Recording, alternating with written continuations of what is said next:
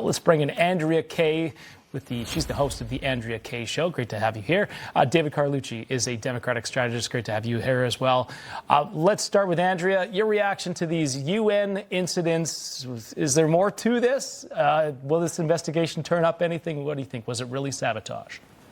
Well, we have to assume that it's sabotage. Otherwise, we have to think that the United Nations is incapable of the level of competency of elementary school AV, kids. Is that what we're supposed to assume here? And obviously it was sabotage. And fortunately, when it comes to the escalator, we have a president who was able to navigate some stairs. If it was Joe Biden, he'd still be at the bottom of the escalator. And to try to hamstring him, they know what an absolutely phenomenal, effective communicator he is. And so they tried by every means possible to try to stop him from communicating from the teleprompter to the microphone, but it did not work. This is just another reminder, though, including what his message was that he delivered, is a reminder to the American people that we really need to abolish the UN and get them off of our shores. Mm-hmm.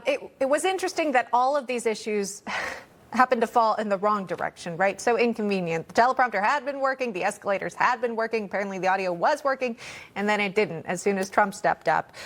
Here's what the UN has to say about it, because apparently from their initial investigation, they found that perhaps it was a videographer on the White House's team that had inadvertently triggered the safety function of the escalator there. So we'll see. That's the reasoning behind the pause. But David, I wanted to get your thoughts on the matter, the fact that we are still talking about it, and there has been some legitimate concerns raised about what that could have meant for a security issue regarding the President of the United States. I mean, they were kind of stuck there momentarily, and no one really moved.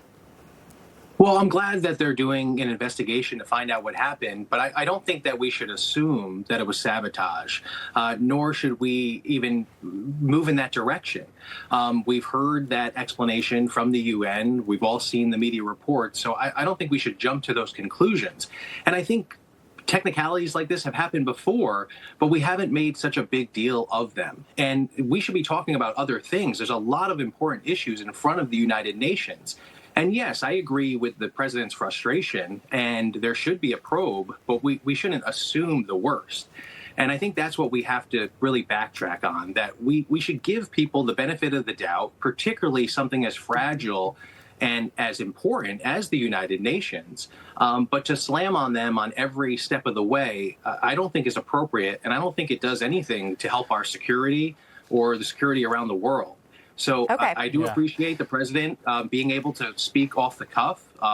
Some would say it was a little long and unprecedented. We got to cut you right there. Sorry, David. We've got the president of the United States and the president of Turkey in the Oval Office. Let's listen in.